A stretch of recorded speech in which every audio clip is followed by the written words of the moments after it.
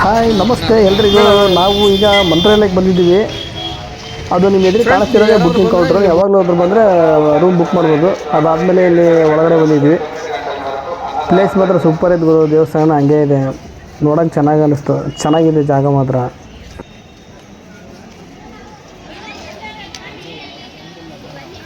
ನನಗೆ ಎಷ್ಟು ಮಾತಾಡೋಕ್ಕೆ ಬರೋಲ್ಲ ಫ್ರೆಂಡ್ಸ್. ಏನಾದ್ರು ತಪ್ಪಿದ್ರೆ ಕ್ಷಮಿಸ್ಬಿಡ್ರಿ.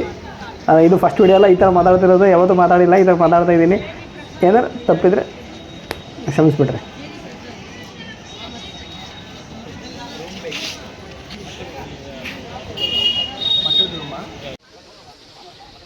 ತುಂಗಾದಡದಲ್ಲಿರುವ ಮಾಂಚಾಲಮ್ಮ ದೇವಿಗೆ ಶ್ರಾವಣ ಮಾಸದಲ್ಲಿ ಇಲ್ಲಿ ಬರುವಂಥ ಭಕ್ತರೆಲ್ಲರೂ ದೇವಿಗೆ ದೀಪಾರಾಧನೆ ಮಾಡುತ್ತಾ ಅವರವರ ಬೇಡಿಕೆಗಳನ್ನು ಕೇಳಿಕೊಳ್ಳುತ್ತಾರೆ ಹಾಗೂ ತಾಯಿ ಈಡೇರಿಸುತ್ತಾಳೆ.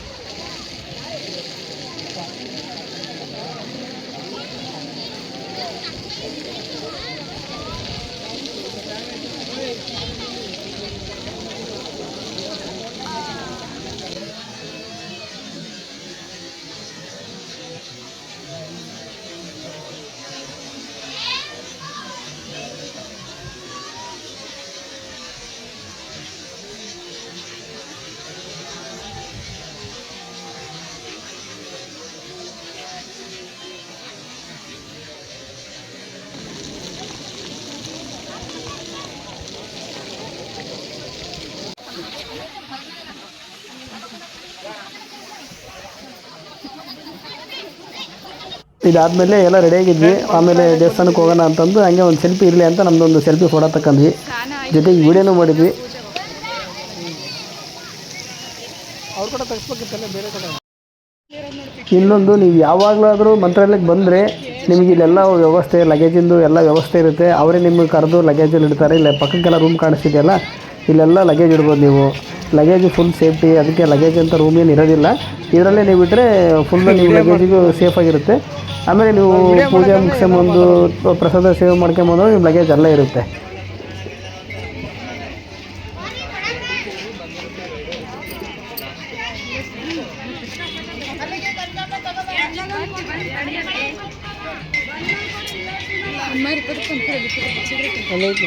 ಪರ್ಸ್ ನಿನ್ನ ಹತ್ರನೇ ಐತೆ. ಹಾಂ ಬಿಟ್ಟರೆ ಏನಿಲ್ಲ. ಯಾಕೆ ಕೊಡ್ತಾ ತಗೋತಿ.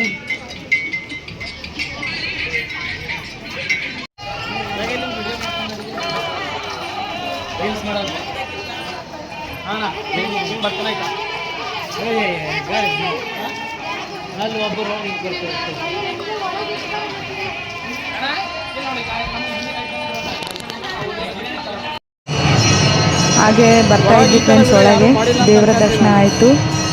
ಇವತ್ತು ದ್ವಾದಶಿ ಪೂಜೆ ಇರೋದ್ರಿಂದ ನಮಗೆ ಬೆಳ್ಳಿ ರಥ, ಬಂಗಾರದ ರಥ ಹರಿತಾ ಇತ್ತು. ನೋಡ್ಕೊಂಡು ನಿಮಗೆಲ್ಲರಿಗೂ ತೋರಿಸೋಣ ಅಂತ ಬಂದ್ವಿ ಫ್ರೆಂಡ್ಸ್.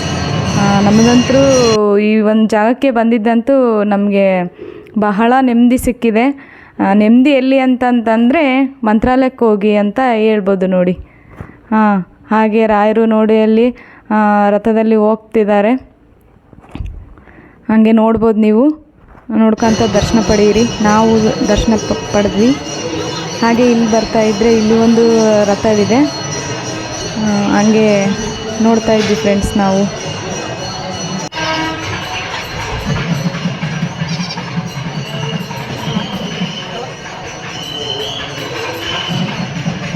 ಫ್ರೆಂಡ್ಸ್ ಹಾಗೆ ನೋಡಿ ಇನ್ನೊಂದು ರಥ ಬಂತು.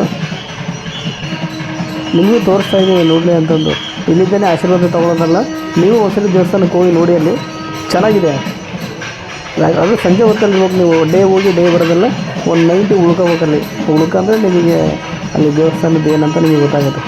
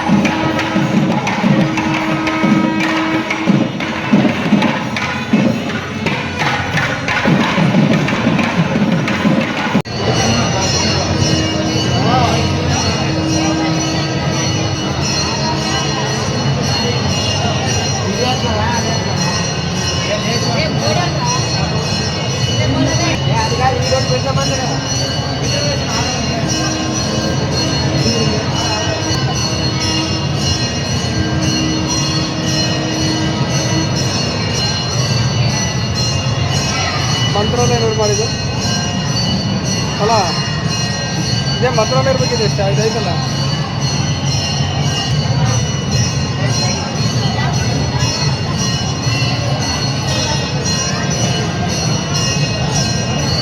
ಇದೇ ಮಂತ್ರಾಲಯ.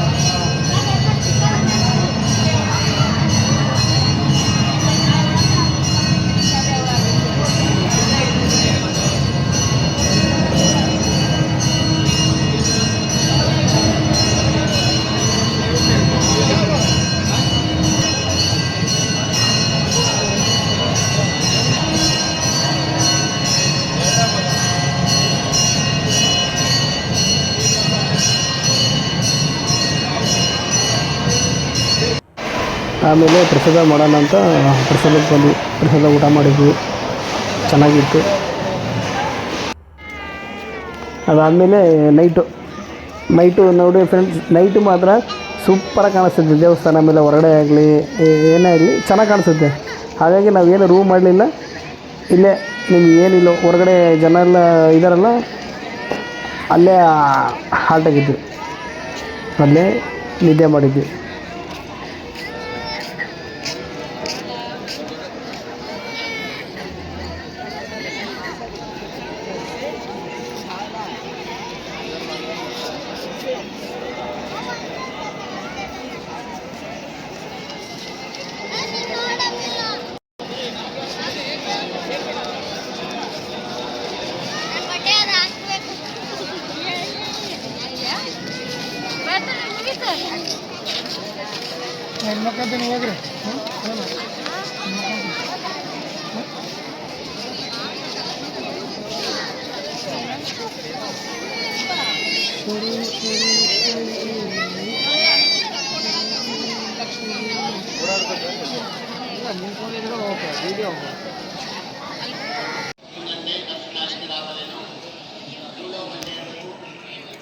ಗುಡ್ ಮಾರ್ನಿಂಗ್ ಗೆಳೆಯರೇ.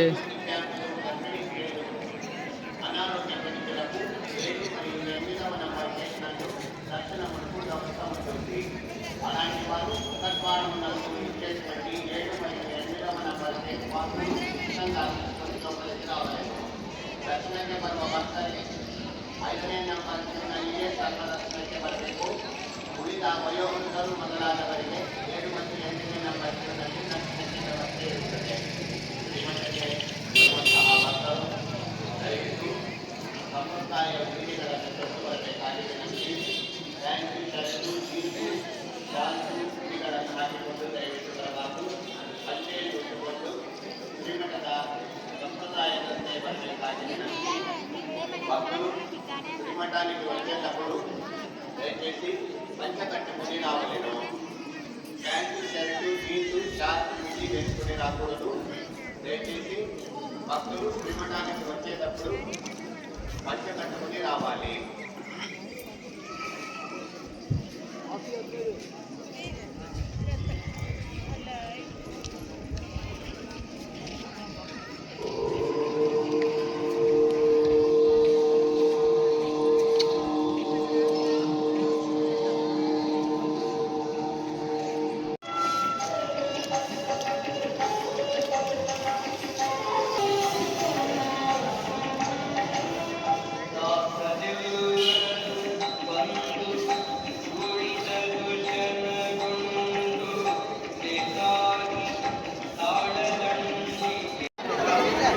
ನಿಮಗೆ ಹಾಗೆ ಮಂತ್ರಾಲಯದ ಸುತ್ತಮುತ್ತ 5 ಪ್ಲೇಸ್ ಬರುತ್ತೆ.